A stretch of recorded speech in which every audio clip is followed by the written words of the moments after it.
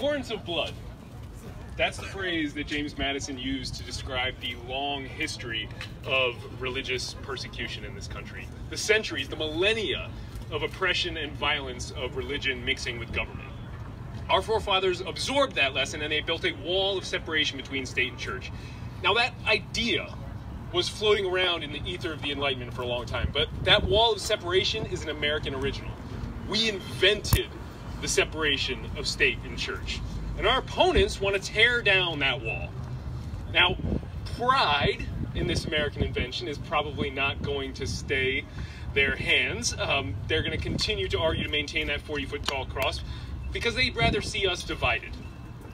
For religion really is a divisive force. It only unifies its adherents, right? Yeah. Everybody else, you're on the outside. And that is one of the reasons that the founders chose to keep state and church separate, to exclude that divisiveness from our public life, because patriotism has no religion.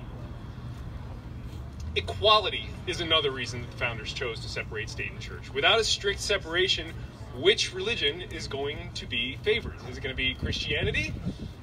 Which branch? Catholicism? The Jehovah's Witnesses? The Christian Scientists? The Catholics? Who's it going to be? Who's going to get the money? That's the real question. Or who's going to get the best spots for their particular monuments? Now, the only solution that makes any sense is for the government to remain absolutely neutral on matters of religion. And that's what Monica was just inside arguing for. None are favored, none are persecuted, all are equal.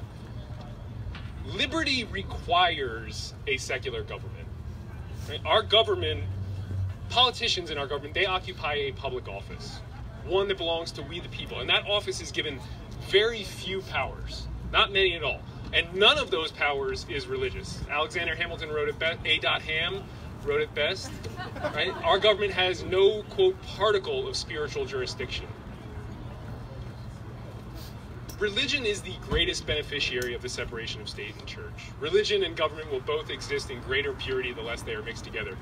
There were attorneys in there just now arguing that a 40-foot tall cross is a secular symbol.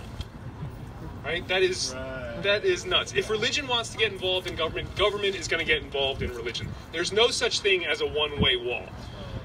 Now, most importantly, at least to me, the separation of religion, separation of state and church guarantees true religious freedom.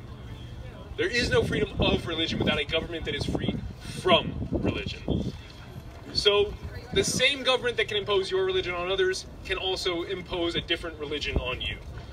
And to me, those are the most important things. Freedom, liberty, equality, unity, our Constitution all demand better. And so should every American. So our government maintains a 40-foot tall cross that way.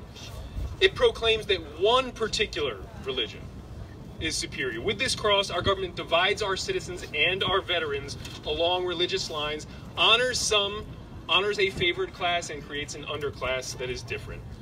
With this cross, our government is using the power of we the people, all the people, to promote the myths and beliefs of one particular religion. This it cannot do, and nor should any American let it. So, let's defend the wall and honor them all. Thank you. Defend the wall! Honor them all!